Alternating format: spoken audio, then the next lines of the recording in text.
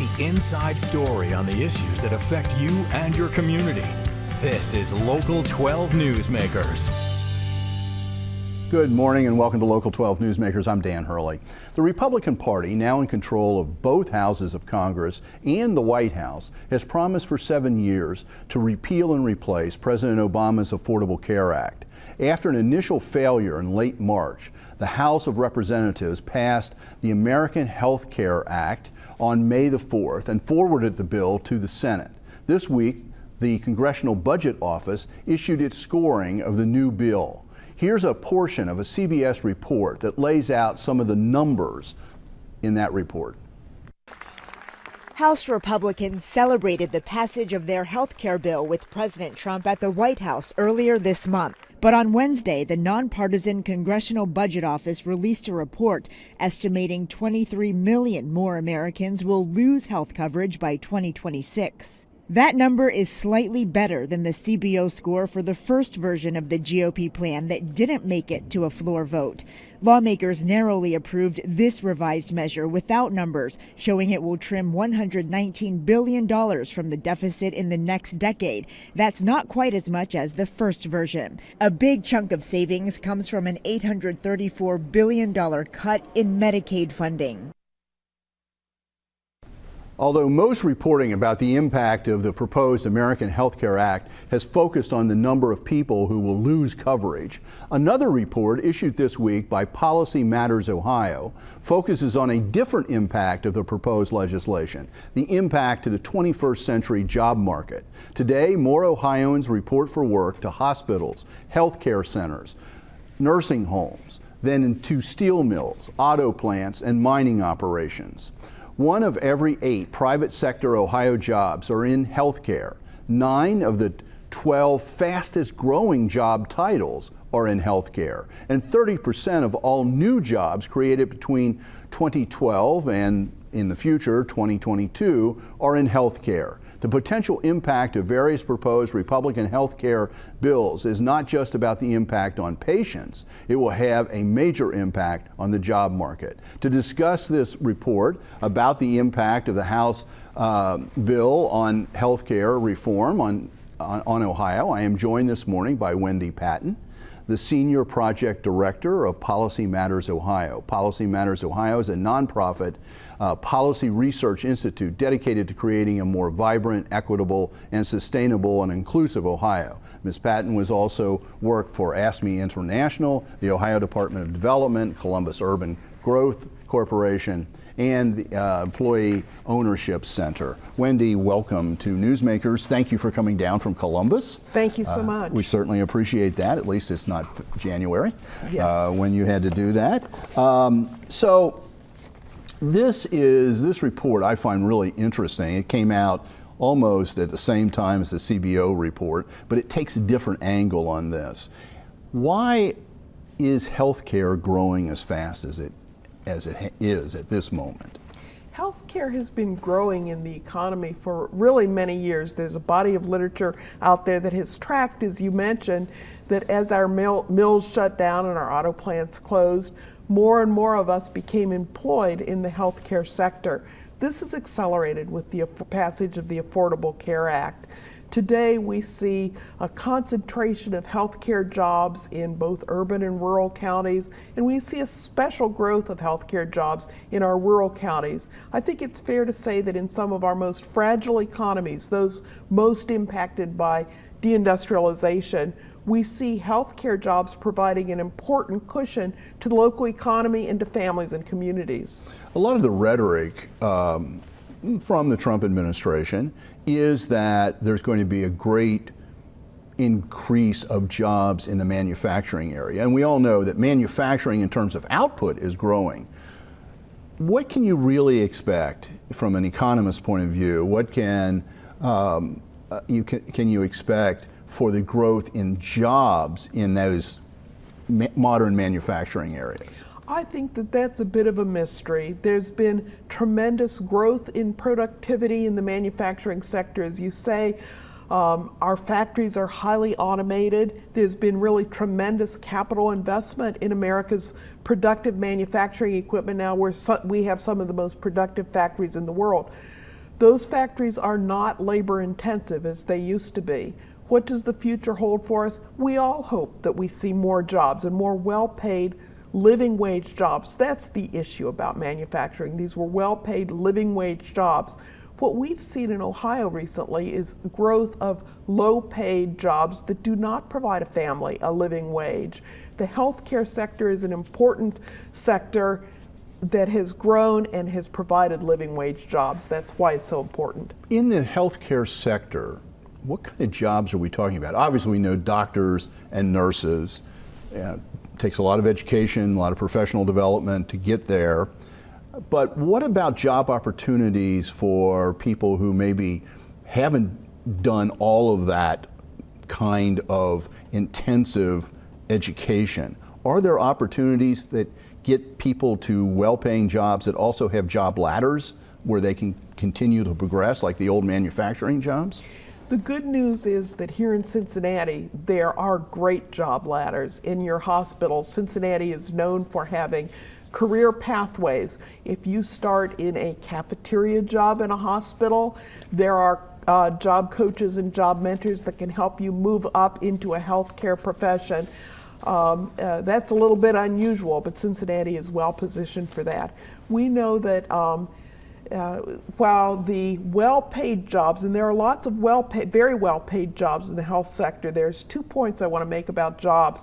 One is that it's not all the well-paid jobs that are driving local economic growth. In Monroe County, where there has been some significant industrial job loss, we see growth of home and community health care services. Home health care aides are providing a cushion there. The economy is aging, the people are aging, more and more people need home health care aides. It's sort of an entry-level position. That is an important growth sector in Monroe County. Because Ohio is has become a sort of a low-wage state, 10 of our largest job categories, retail clerk, fast food, they're low wage. They leave a parent with children close to or in poverty and needing public assistance. Only registered nurses fall into the category of one of our largest 10 job categories. That is a living wage job. A parent with children can be self-sufficient on that income. So it's critically important to the Ohio economy. And I think both on the entry level, as you see in Monroe County, and also throughout the state in the registered nurse sector. Yeah, in this report, there is a map sort of highlighting different counties in Ohio, and I like to call that up because we certainly know in a place like Hamilton County, which isn't highlighted on this map because it's showing something slightly different, but our second largest private employer in this region is Children's Hospital with over 15,000 employees. So the counties that you're focusing on here, that you've highlighted on this map, what are you trying to show with that? These are the 10 counties with the highest percentage of healthcare jobs. And one thing you'll notice is that they are both urban and rural. They include Jefferson, Scioto, Lawrence, Montgomery, Allen, Mahoning, Lucas, Cuyahoga, Perry, and Ashtabula counties. 6 out of the 10, I think, are rural.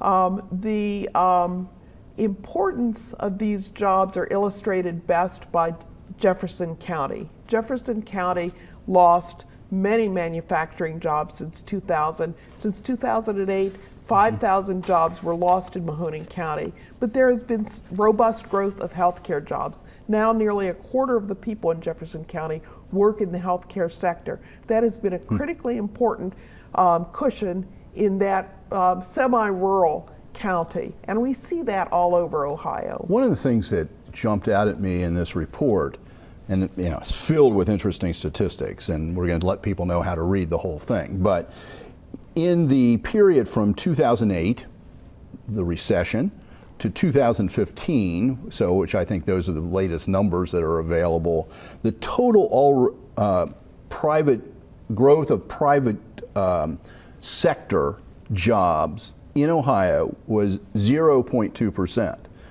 In the healthcare area, it was 10.3%. What that Yes. tells me is that without the healthcare growth, we would have been losing jobs here. We would have continued to be losing jobs. That really highlights the importance to the Ohio economy overall, particularly our most fragile economies, our most rural counties, our central city areas. These jobs are absolutely critical. Cleveland, Ohio is one of the poorest big cities in the nation. There, the Cleveland Clinic and University Hospitals are two of the largest employers. Just like here in Cincinnati, Children's is the second largest employer. The greater Cleveland metropolitan area has 60 hospitals in it. We see hospitals and clinics and health centers everywhere, and that also gives us a geographic focus. These jobs are accessible. Public transit is difficult. 50% of the people who use public transit have no cars. They have no other way of getting to work. So the concentration of the healthcare sector in our urban areas is critical for the workforce that lives there, and the workforce that lives there is critical to the healthcare sector. This builds the economy. And the other thing, one of the little things I noticed, because I happen to be from Hamilton County and Cincinnati, is that one of the healthcare systems that's headquartered here, Mercy Health, which is one of the largest employers in the state of Ohio, Yes. impacts healthcare in many counties around Yes. Ohio. We know it because of the local presence, but that's only sort of the base of it. It's really spread out all over. Yes, Mercy Health is also one of the largest employers in Mahoning County as well. They are big employers all across the state. And what about job training? You were talking about there were pathways in certain situations, and I know that that's been the case at, again, a place like Children's Hospital, where they intentionally created a pathway for people who were LPNs to get the RN, and the hospital supported that and supports that and moves people forward. What about job training? Is this an area that has gotten beefed up over the last few years, so that recognizing that jobs are available in healthcare, we're doing a better job at training? Absolutely. The healthcare sector has been growing for the last 20 years, even longer, and so the job training in those areas is well developed by this time. That's also one of the problems with the rollback of the American Health Care Act and the current health plan. We have such demand for healthcare jobs at this time that we are expanding our job training. But if we have a sudden abrupt shift from a demand to a downsizing of that sector, we interrupt job training, we interrupt people on their path to a better life, and we also interrupt some very fragile job and hiring areas. For instance, home and community health care is of increasing importance as we age. People prefer to age at home rather than going into a nursing home. Mm-hmm. Home health care aides help them live at home with dignity. This is a field that is not well enough paid, but it's a growing field. This is one area, this service to seniors, that we fear the American Health Care Plan would reduce, because it would change the whole structure of Medicaid. As we get older, many of us run out of money, as my mother did, and depend on the home health care aides provided through optional services through the state of Ohio. Home health care aides are an optional service, they aren't mandatory. Under the new Medicaid structure proposed by the American Health Care Act, Medicaid would be changed from sort of a flexible fiscal partnership between the state and the federal government to a block grant. Right.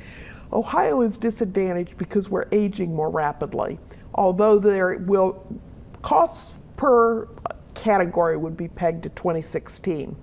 But in 2016, we aren't as old as the population as a whole is going to be by 2030. You know, in 2010, 20% of us were over 60. By 2030, 30% of us are going to be over 60.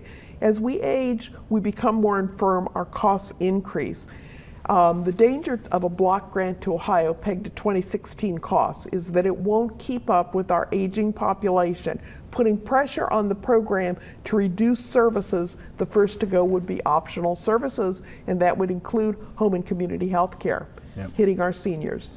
There's also in this report an estimation, because that's all it can be, it's like the CBO, about what the drag would be on total job growth in Ohio. And we've got a full screen on that, because the estimate of your report is that if the House bill went all the way through, that's a big question, there would be a drag of 0.72% on job growth in Ohio, and that's 81,385 jobs. That's a lot of people. It's over the next 5 years. Next 5, yeah, 17 to 23. That's a lot of jobs to lose in 5 years' time. Right. This bill that has come out of the House of Representatives has been sent to the Senate, but the Senate is basically saying they're going to start over and try to craft a bill that they can get that slim majority of Republicans on board with and keep them on board. Ohio is critical to that, and Senator Rob Portman, who is from Cincinnati, is critical to that. Yes. So how do you see what's happening in the U.S. Senate right now and Ohio's role in this? Ohio is central to this. I mean, Ohio elects the president, and Ohio is central to the discussion about health reform. Senator Portman's got to be very concerned about this. We heard from a representative of Premier Health Systems, Antrim's hospital in Middleton, on Tuesday when we released the report. He is worried that over the next 10 years, under the current Republican House plan, he would lose $860 million over 10 years. One of the reporters said, how does that translate into your economic activity? And his associate said, this is job loss. The largest component of our expense is labor costs. This is direct job loss. So Senator Portman's got to look at Warren County and Middleton and say, boy, that's a lot of jobs that are at stake here in Ohio. And for the most part, these are the kinds of jobs that can't be outsourced to some other place. That's one of the, but in healthcare, it is direct service. For the most part, you're dealing with the people. This is a really interesting report. There's a lot more here that we could talk about, but I want to make sure that people know how to find this report. Thank you. So to learn more about this report and the Ohio Policy Matters, check out their website at policymattersohio.org. And stay tuned. It is uncomfortable to admit slavery still exists. After the break, an upcoming workshop to help any of us spot the warning signs associated with human trafficking and what to do about it.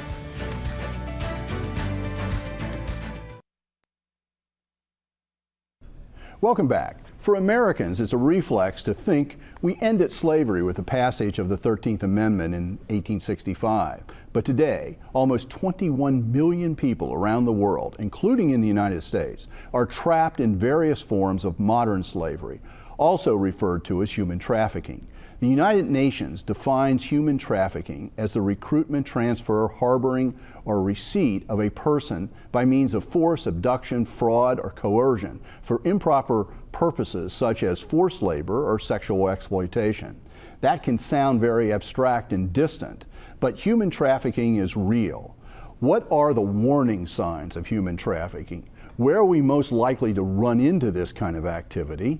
And if we see something suspicious, what should we do about it? An upcoming workshop is designed to address those questions. I am joined this morning by Lara Green, the manager for the Modern Slavery Initiative at the National Underground Railroad Freedom Center, and Katie Bramell, a researcher in the Freedom Center's anti-trafficking programs. Welcome to Newsmakers. And I have to begin by saying that I have a giant conflict of interest because I am temporarily serving as the interim president of the Freedom Center, and therefore we all work together, but I'm totally objective. Okay, so anyway, just to begin, Lara, how much of this, I don't know if you want to say it in numbers or if there's any other way to, how serious of a problem is this in the United States? The numbers are really hard to quantify. It's difficult to put numbers to that because it's such a hidden crime, and because it's illegal in every country around the world, it makes it very difficult to quantify that. So we do know it is a problem in the United States. There is a national trafficking hotline, and it receives thousands of calls on an annual basis. So we absolutely know that it is an issue, and there have been various cases that have been brought to the public eye and have been in the media. So we see individual cases as well that help educate people. So we know that it's there, it's just hard to get at. Katie, this workshop that is coming up on June 10th, which we'll give people more information about, one of the things is that I was kind of intrigued by is where people might run into situations where they are actually brushing up against human trafficking. What are some of the locations that you're going to make people aware of? So the one thing that we want to get across is slavery doesn't look universal. There's no, it doesn't look the same in every person. So there are warning signs that we want people to pick up on. And some places that we see those warning signs being prevalent are like airports, beauty salons, restaurants. Those are really big hotbeds that we call for human trafficking. So those are kind of the places. So airports, what would that mean? What could a person encounter there? So with airports, we're talking about trafficking, we're talking about moving, forcefully moving people. So airports, air transportation is one of the most common ways that people are transported. So that's why we say with airports, looking at warning signs, just being aware of your surroundings. A couple months ago in February, a flight attendant was able to properly identify a human trafficking victim and ended up helping the girl escape slavery because of it. So that's why we just say, be aware of it, be on the lookout. Beauty salons, what are we talking about there? Yeah, nail salons, massage parlors as well that are appearing to be a front for a legitimate business, but in reality there's sex trafficking going on within that establishment, but also nail salons and people that may have been trafficked from other countries into the United States but don't have the ability to freely leave if they wanted to get out of that situation. So the point of this workshop is to help people become attuned to the things that they might see. But once you see something, what do? Don't take action on your own.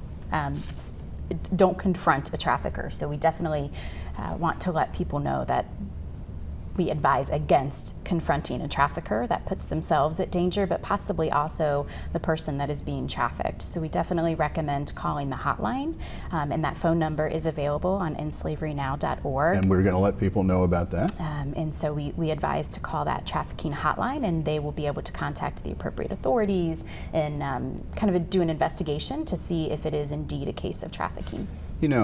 There's the immediate situation that you might run into in some of these different places. But there's also the fact that we can inadvertently, unknowingly, be promoting this kind of activity with just what we buy and And Katie, I know you help with the End Slavery Now website, and you really do try to alert people there. So we may not have those personal contacts, but we may still be promoting, right? Yeah, absolutely. We send out actions every week for people that they can take to get involved in helping to stop slavery. Like just being a smarter consumer is one of the easiest things that we always say, because slave labor is very at risk right now. A lot of goods that we buy are being at risk to be produced by slave labor. So. And you can find out on that website some of the places to avoid and some of the places to patronize. And every Friday there are concrete suggestions that I see you working on and sending out. So let's make sure people know how to get to the workshop. The See and Say workshop will be held on Saturday, June the 10th, beginning at 1 p.m. at the National Underground Railroad Freedom Center on the Banks in downtown Cincinnati. Though there's no charge, participants are asked to RSVP, and you can go to the Freedom Center's website, freedomcenter.org, or you can also check out, and I highly recommend it, the End Slavery Now website, endslaverynow.org. It's operated by the Freedom Center and has hits from all over the world. Yes. You two are doing amazing work.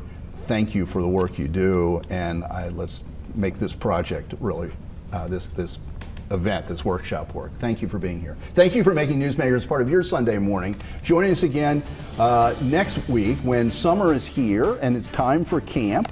And next week we'll focus on a camp with a mission from its very beginning that turns 80 this summer. Have a good week.